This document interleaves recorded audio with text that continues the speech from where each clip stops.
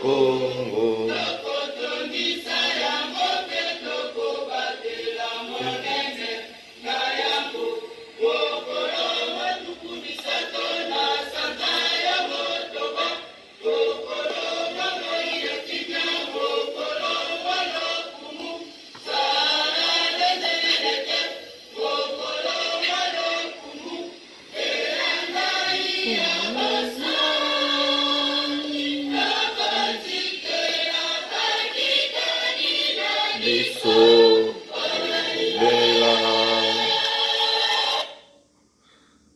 Salut tout le monde, salut peuple congolais, c'est un plaisir pour nous de vous retrouver encore une fois de plus. Nous vous disons énormément merci pour vos soutiens, vos encouragements à peu que nous faisons pour notre patrie. Ça, c'était là l'hymne national de notre pays en Lingala. Moi, c'est votre frère Ken Kelimouta, vrai patriote comme on m'appelle. Je suis tellement content, je suis heureux. Je suis heureux de vous retrouver. Encore une fois, ça fait longtemps, on ne se voyait pas, on ne s'est pas parlé. Dans un cadre toujours d'un éveil patriotique, au travers ces combats nobles que nous menons pour la libération totale de notre pays. Notre combat n'est pas lié aux insultes, n'est pas lié aux individus, mais c'est un combat de valeurs, un combat où nous avons principe, nous avons valeurs, il y a dans Congo. Et quand biso, ils ont un poste dans biso. Yango biso to tikate to bundela mboka oyo ti et vous allez libérer totalement. Et vous allez libérer totalement. Voilà peuple congolais partout bozola na biso. Plaisir na biso vous allez auto singa bino bo s'abonner quand na chaîne na biso Vrai Patriote TV. Et surtout n'oubliez pas d'activer la cloche d'identification de façon que la vidéo nous soit ça là, nous soit que ça là bozala au courant nango. Comme ça, bolanda biso, bosala biso ba remarque, bosala biso ba critique na bino pe ça la bien, et ça la négatif, et ça la positif et ça la bien. De façon que nous to avancer na itumba oyo tozana ngo, ya éveil patriotique, eza itumba ya mutu moko te. Les combats oyo tozana ngo, eza combat individuel te, eza combat collectif. Combat collectif eza pour libérer l'ensemble du territoire congolais. Na ba infiltration tozana ngo, toza infiltré jusqu'au sommet de l'État. Nous sommes infiltrés jusqu'au sommet de l'État. Donc, ils ont engagé Congo Mobimba. Ils ont engagé tout un peuple. Donc, ils ont combat Mokote, ils ont combat Moukunate, ils ont combat Kisekedi, ils ont combat ya diaspora, ils ont combat ya biso nyonso. Peuple congolais dans l'ensemble. Donc, peuple congolais dans l'ensemble. Batata, ba mama bilenge, ils ont combat na biso. Surtout biso, la jeunesse d'aujourd'hui. Surtout biso, cette génération. Nous ne sacrifierons jamais notre jeunesse. Nous ne sacrifierons jamais cette génération au profit des politiciens. On ne le fera jamais. Nous sommes tombés dans ces histoires de manipulation. Nous avons été beaucoup manipulés par ces politiciens au faveur de leurs frères, au faveur au profit de leurs enfants, de leurs familles.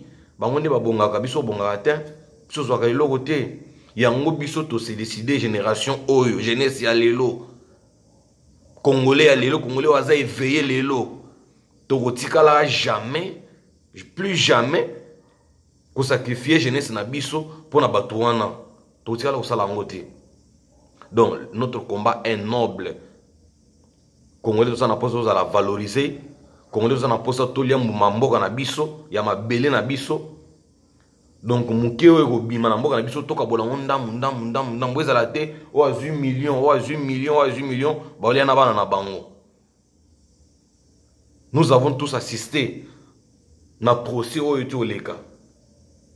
Je crois partout ba Congolais nyonso o balinga mabele ya Congo baza consolé na procès oyo te oleka. Ba Congolais tout o abengami Congolais patriotes. Patriote congolais, aza consolé na procès au Tcholeka. Moussouba Olobeza Lokuta, Moussouba Olobeza théâtre de chez nous, Moussouba Oloba, Eza Bajena Bango. Non, c'est normal, tout aloba bon, c'est normal, tout à fait normal, puisque c'est la première dans notre pays. Et l'Oba Bon et Salema. Toute la première fois, et l'Oba Bon et Salema, un directeur de cabinet en fonction, va kangaye, va condamner en tant que directeur de cabinet. condamné na 20 ans de prison pour le blanchiment d'argent, pour la corruption, pour le détournement. Et ça toute la première fois et là bon c'est na biso. Donc nous nous acclamons ça. Et ça la lokuta et ça la mal mais nous acclamons ça. Pour la geste on a ba juge ba sali pour la justice na biso. Geste on a nous acclamons très fort. Très très fort, nous sommes contents et nous sommes derrière la justice. Et ça, la moussala nango indépendamment. Et quand les biso ba détracteurs nyonso ya Congo, ba détracteurs nyonso ya mboko ya biso. Ba détracteurs ba tout oyo ba nyokoli biso pendant plusieurs décennies. Ils sont là. Baza belé et soka na caméra te. Et soka na caméra te pour baza belé et belé et belé ba kanga bango nyonso, ko kanga pas seulement mais bazongisa mbongo na biso. Bazongisa mbongo à Congo. Vous pouvez vous imaginer, Moutou, Aza aux fonctions, ba PC poste, Aza wana au lieu de servir peuple, Aza servir moi sinae, il sert sa femme, il sert ses enfants, il sert sa famille. Il est là, il y a mon autre loba. Biso manipula, biso kaka, nous sommes tombés tous dans ça. Ba manipula biso, bazo manipuler biso toutefois. Et c'est triste. Comment on a lobby ba condamner Kamere na Sud Kivu bande konanga batemi babimi na nzela pour réclamer liberté à Kamere. Kamere a salinine. Est-ce que boyo ki na procès wana boyo Kamere lobby ki non na sala ki na tonga ki 1 km ya nzela na Walungu. Il ne l'a pas dit. C'est parce qu'il a sali en côté. Boyo attaque non na ba million wana na tonga ki dispensaire, ne fils que dispensaire poste de santé moko na Walungu.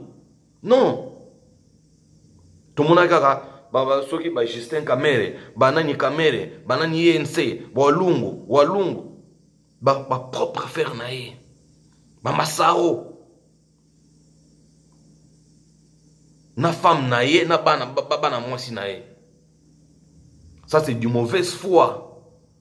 Ça c'est du mauvaise foi. Donc maintenant mon thème mabe bena ya rino muto alaxi bino mon thème mabe ma man esprit mabe. Muto abongo yo kobima na nzela o bando réclamer liberté na ye o sacrifier vie na yo ba yo beto masasi et pas ba policier wana ya nzala o ba futa mate vie mobimba ba yo beto masasi likolo muto ayibi azwi mbongo ebele po acha mwasi na bana na ye na bandeko na ye na ba bonne condition. Mais yo Congolais au bimi pe libérer Kamere. C'est très triste. C'est très désolant. Comment on a peuple ya boye et le bata bokecho peuple la nini peuple inconscient. Peuple inconscient. Donc Congolais à sa hauteur, il y a malheur na yemoko. Donc Congolais à sa hauteur, il y a malheur na yemoko. Quand il s'agit il y a repartager gâteau azobenga cousin na ye abengi petit frère na ye abengi mwasi na ye abengi bana na ye. Mais quand il s'agit de réclamer population ayoza population ndeni yo kamusanga yoza Congolais ndeni nini. Tu es quel genre de Congolais yoza genre Congolais ndeni nini oko betelaka ba policier ba politicien maboko oko betelaka ba miyibi maboko. Quoi acclamer bango toujours, mais dans bazo zambongo bazo kipe bana bango na bandeko na bango yo baki pagote ils sont là au parlement, ils sont là au soir que jour ni ba voter loi congolais faut bando futa mata $2 par jour ata par semaine to bando pesa congolais $2 par semaine ata par mois car to baka par mois. Bazan dans le parlement, au soyo kata balobi congolais tout na poso congolais azama ina courant ofele afuta ka souté. Au soyo kamo mais ba proposa ka balona bango pona bango moko na ba famille na bango. Ba proposa balona bango ka po balona protéger bango ki muibo ba yibi biso pendant plusieurs décennies ba kanga bango balandela bango te. Est-ce que vous pouvez vous imaginer vos politiciens là, vos députés là, vos soi-disant honorables, que moi je n'appelle pas honorables, ce sont des honorables. Bah fandi boye balali balamuki non toujours voter loi pour avant justice et poursuivre mutu moko les la député za la nani il faut bayana na parlement Soki va voter oui, ne justice est que lundi mutuana. Soki va lobby non, justice est tiki nango. Nous sommes dans quel pays? Nous sommes dans quel pays, peuple congolais, yoza no wano fandi. Ah bazo proposer ba loi wana, yo ofandi na yo. Ofandi na yo. Ofandi na yo. Oza siko surpris un jour, tant que siko bazo ki kanga mutu moko, oyoki babino to ke voter na parlement. Wan siko ndo lamuki siko. Wa ezalaka bongo te za bonte, nzoka nde bazo voter déjà. Na ba député bino ba opposant. O baza wana bazo sani. Bazo sani. Ba Daniel Safo et les autres. Baza wana bafandi nye. Nye.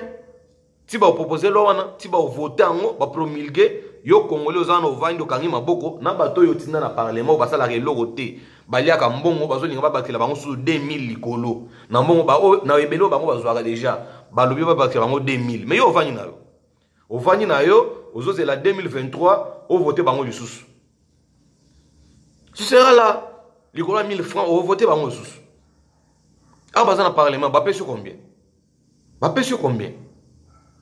mais bazolinga babakela bango 2000 na ba emolima na bango $2000 na ebelo bango na bazwaka bango 2000 siko yo ba opeso combien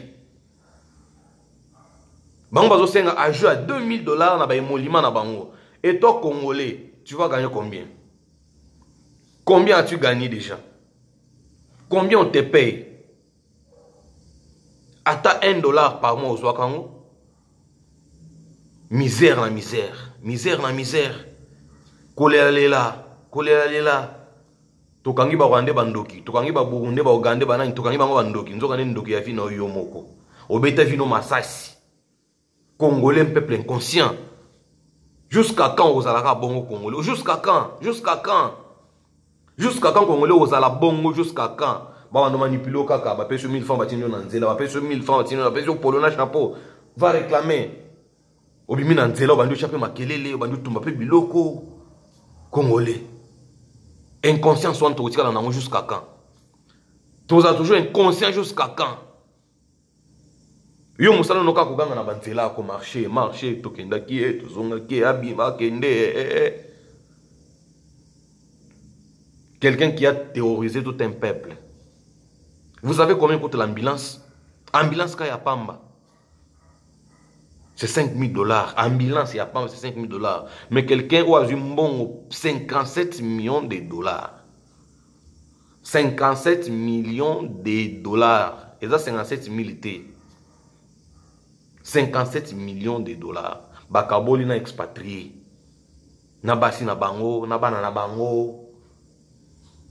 Bato basala kate, da Congo wana ndo avandi na ye, balia na bango mbongo, le bata papa chéri, je ben piana, ale bibi mutumo atoki na ye te. Atoki te. Mais azune ba mbongo ebele, azu bala rebele, atombi ba palais, asale mambo ebele. Mais yo za wana otanga na souffrance. Obeta ba makolo, ba ligne 11. Pona kotanga. Biso tolea ba bikedi na nguba. Pona kenchiki. Melelo. Donc, Congo est comment le Congo est pris en otage par un groupe d'individus qui se partagent les gâteaux avec leurs familles, leurs cousins, basina bango, banana bango, basana baso kabola ndam biso tota la bango sur eux.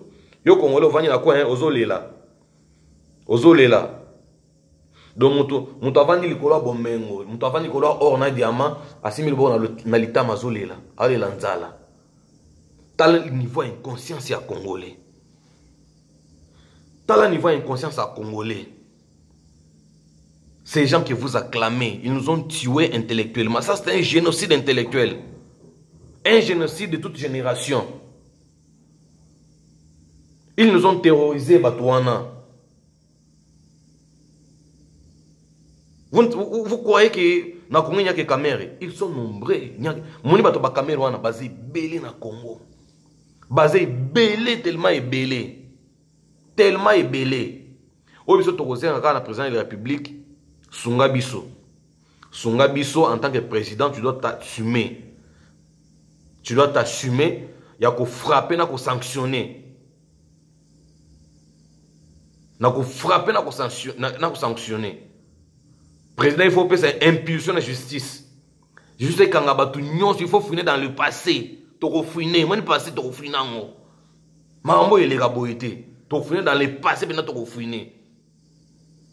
Et puis dans le Congo, le diable les a Kabila terre. Tu as vu Kabila a servi mon terre, mais le diable les a été basé belé. Il faut pas kangama. Faut pas kangama. Donc pour ces révéler biso makambo belé, tout le monde n'est pas politicien, biso ba yibaka, les lotana na bana miki, bana ba 2 ans, bana ba 3 ans, ba yebi que non muibi ya Congo za caméra. Caméra a volé l'argent. Caméra zongi sambongo. Na bana miki ba ko molo. Bana miki. Je vu les vidéos na Leli. Je vu les vidéos na Leli. Bana miki. Ba auto no mwana qui est le voleur du Congo, c'est Caméra. Caméra a fait quoi? A volé beaucoup d'argent. Oh. Pour na voyer ba que non génération oyo boko tiala ko sabiso li souti. Génération boko saka biso li souti, boko sabiso li souti, toza éveillé à ko sakarate, éveillé à ko sakanate. Congolais yo mtoza na inconscience. Congolais yo ozana na inconscience tellement. Congolais zala éveillé. Zala éveillé bitumba oyo za bitumba ya baluba te, za bitumba ba Congo te, ba Swahili te, bangala te, za bitumba peuple congolais dans l'entièreté. Ils ont bitumba mboka mobimba, ils ont bitumba peuple congolais dans l'entièreté, totel ma biso nyonso pour na bouter dehors ba dictateur ya mboka na biso. Procès o révélé biso makambo belé to moni benande bato baliaka mbongo na mboka na biso. Muto aza na mandat ya 5 ans. Mais na 12 mois déjà yibi belé ya ko 51 na famille na ye. Masaro pe abimina lolendo abino na sala na Sonas, je suis un cadre à la Sonas, cadre ya Sonas asumi bandako ya ba 1 million, bandako ba 650 000. Mais ba père na biso baza na Sonas wana ba 15 ans ya musala ba 20 ans ya musala baza wana. Azaka somo lopango ata ya $20 te. So pe okebe ata 10 000 na somba ngoti. Mais Masaro asumi ya ba 1 million. Son y a 650 000. Alors, on a Lolendo. Votre honneur, président. Je suis cadre à la Sonas. Je n'ai pas épargne. Aza lesko amon pina non. Azo défier ba Congolais ko. Azo défier au Congolais mto fandi obete la kabama maboko. Ofandi pe wana gombe na gombe, Masaro gombe na gombe. Ofandi pe obeta gombe na gombe. Procès oyo.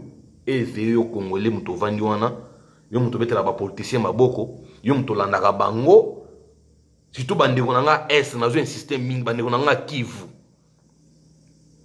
nazo insister trop pour na procès wana boyoki ata teke o nazo ki mbongo wana na tongaki dispensaire na Kivu na tongaka ta 1 km na ya nzela na Kivu ata poste de santé mobo na tongaki na Kivu. Tout dans le quartier, moi, je suis courant et comme au filet, on a maï, na mbongo wana, boyoki angote. Mais bozana pour na nous réclamons la liberté immédiate des caméras. Nous réclamons la liberté des caméras. Bozo réclamer liberté des caméras pour ya oyiba lisusu atabino moko. Bo réclamer liberté pour ya oyiba lisusu. Hein? Tout continue jusqu'à quand? Jusqu'à quand on continue quand on a modèle wana? Ce n'est pas normal ça, Congolais, ce n'est pas normal. Ce n'est pas normal. Je crois qu'il est temps, peuple congolais, à la éveiller. Tous ensemble, tous à la justice na biso. Tous ensemble, tout élément. Pour na lobby, bana na biso, ba sima na biso, to lege bango mboka moko boye, o mutu nyonso aza égal à la loi. To lege bango mabele, o mutu te akozala likolo ya loi na biso. Likolo ya mutu mususu biso toza na vie équitable. Toza na position to liambu ma mboka na biso. Toza na biso to mona bolamu ya mboka na biso. Toza na posate total ya bato moko un groupe d'individus o baliaka kaka bango bazalaka au pouvoir, bango bazalaka aux affaires. So yo tangela nini yo Congolais tangaka pona nini? Expliquez ngai po yo tangela nini? Otangela nini? Otanga poani. Autant la poigne. Ce n'est pas possible, ce n'est pas normal. Au monde, Congolais. On va réclamer liberté. Il a détourner mon belé. Et vous appelez ça, c'est un procès politique. Est-ce que vous avez politique vous avez cash to ya FCC to ya IDP so ya nini vous avez un procès wana procès ça m'a cash comment ça peut devenir un procès politique bazola tsabino mutu ayibi azwa ki boya asala ki boye bazwa ki boya asala ki basala ki boye mais oza no wana la la muki pe no libérer camère libérer Congolais il est temps de s'arranger derrière la justice. Arrangeons-nous derrière la justice et en Boga Nabiso. C'est tout un processus pour la justice comme indépendante et comme totalement indépendante. C'est tout un processus. L'état de droit que nous réclamons, que nous clamons aujourd'hui, on a un état de droit. Mais nous se bandaka par un pas. Ça c'est un premier pas. Il y a que nous, nous commençons une nouvelle ère dans la RDC. Et l'exhibition que non, mutupe oyiba pe oza en fonction oza na ba pete na oza na banani bakangi yo pe. Bakangi yo pe. Justice basali ngo kapona caméra te bato base belé. Tongona ki susu bakanga ki directeur financier ya maison civile ya président. Ya Félix bakangi aza wana détourner 2 millions. Dans bango bazwaka ba millions. Bazwaka ba millions. Ba millions to yo na matoi, biso ba konto mo yo na matoi. So imagine toi ce qu'on va procès à Bobilo à Boye, Ning Salami Boye, bato basali yango pendant plus de 20 ans na Congo déjà. Obi combien ba yibi? Obi combien ba zuna ba famille na bango? Cette fois-ci to otigate. Tous ans toza éveillé ya kosakanate, éveillé ya kosakanate. Si ma justice faut travailler. Justice faut sunga biso quand biso bato na nyonso na makambo ateza la no batangi comme Félix aza impulqué akende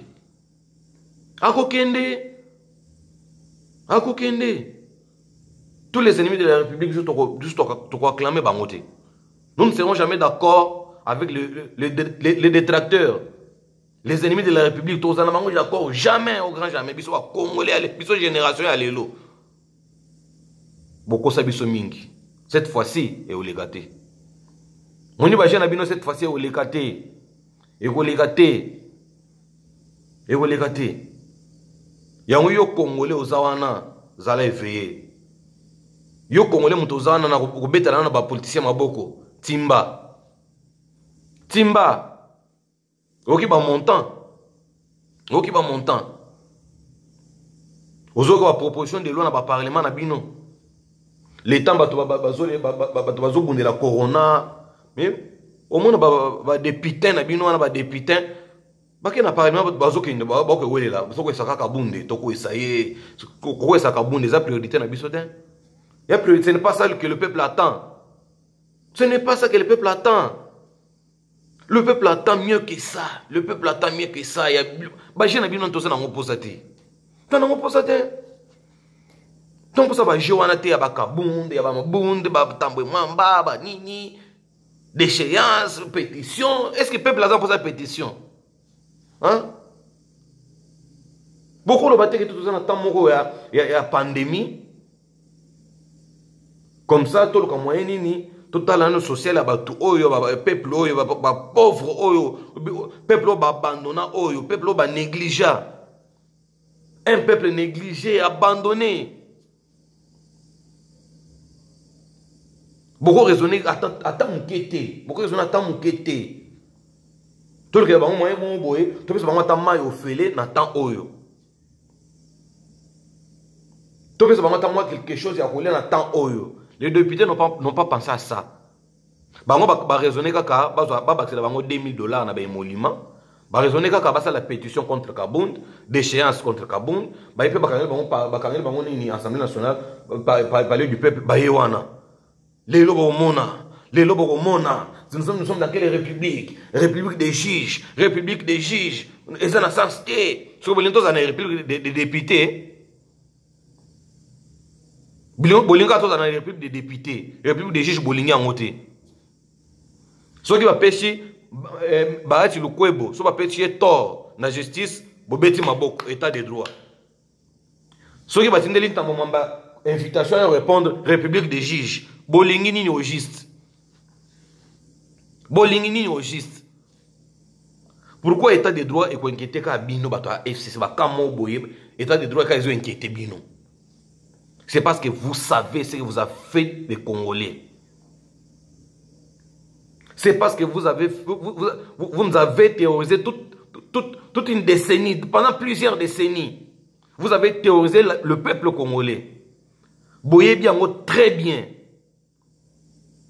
Boye bien que ce justice et talisi minou qui côté na bino, mutarobi kazati. Mutarobi kazati. Il y a beaucoup de propositions de loi qui justice avant de poursuivre Moutou. Il faut y aller dans le parlement pour mon amour nini.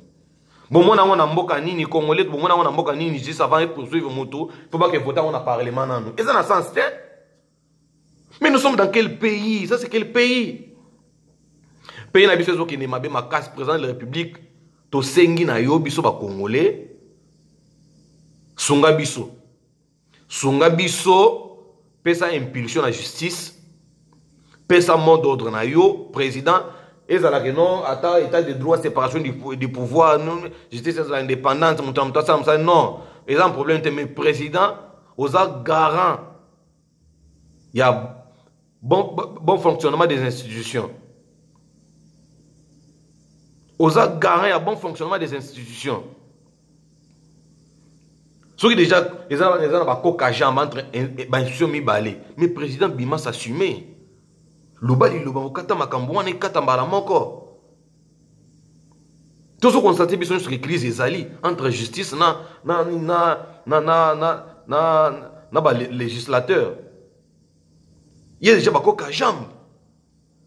Mais le président Bima wana za libitre kata makambo mbala moko. Ozo zelani.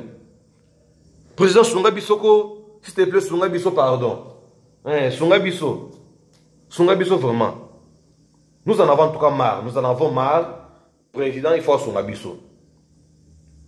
Président, il faut Sunga Bisso. Bisso, tout os réclamé, tous constaté crise. Et puis, il y a une crise persistante. C'est une crise persistante que nous constatons tous. Entre les législatifs et judiciaires. Des pouvoirs, ils sont en crise. Parce que yo président, en tant qu'une institution, président de la République, mais bima kata makambala moko papa. Bima kata makambu. Ne nous faites pas croire que non, bato baloba que non, c'est Kabila qui dirige, ils ont raison. Ne nous faites pas croire, puisque moi je ne crois pas. Je ne crois pas que c'est Kabila qui dirige. Je ne crois pas. Je ne crois pas. Tous on sait que non. L'individu Kabila n'est plus, mais son système est là. Son système est là où ils ont bloqué mais ils ont président, institution président de la République. Bima kata makambo oyo, toza na poso to mona bonheur ya mboka na biso. To lembi pe, to lembi mboko bolobisa na bababa, na bato balobaka te bakomi ko loba likolo nzala, likolo misère, likolo pasi. Vous savez que non muto moteme suki akomi ko loba. Les Congo, beaucoup de politiciens, même les petits enfants sont devenus politiciens aujourd'hui.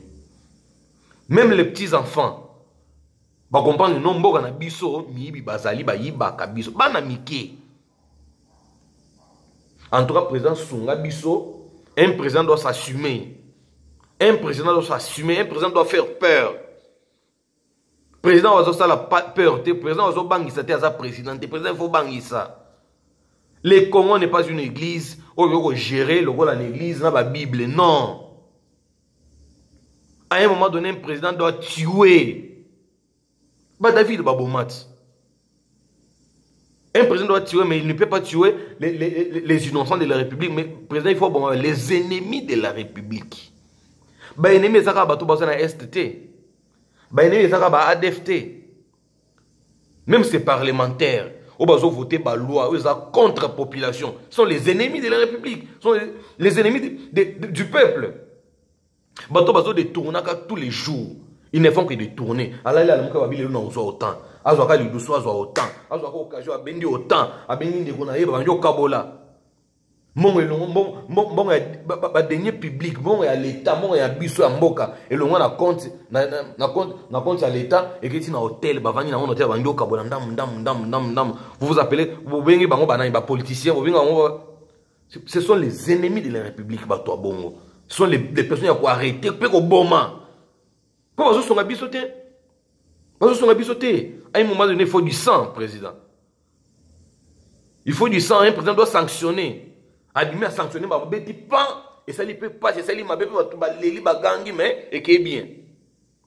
Pour ce moment, il y a une église, Bible, qui Clément c'est belé, trop Clément, président trop Clément, trop monté malamu. Non, mais trop monté malamu, c'est pas les lobato. Bazoli lobato. Qui ne sait pas que poison est tamboula qui na la présidence au travers caméra. Non, il y a bien monté, il y a bien. Ah oui. Mututo ayebi que non, Bapion à Kabila, bazan la présidence, batamouchi poison. Et puis, on va faire des famille biologique, la famille politique, il y a président. Non, il y a bien monté. Poison, bozo c'est la corona, bozo c'est la corona, bozo c'est biso. Corona pour naka bilongi. Et pour naka bato yi dépêche, na bato ya proche à président. Ba conseiller na e, ba paleki, ba noko. Au corona modèle ni. Bozo ko sabiso ko. Bozo ko sabiso. Président to ka sunga biso pesa impulsion na justice. Pesa ba juge wana garantie la sécurité. Basala musala. État de droit, mais corruption. Comment ça sent la corruption. La justice, na ba juge, na ba magistrat. Ça sent la corruption. Corruption et bandit.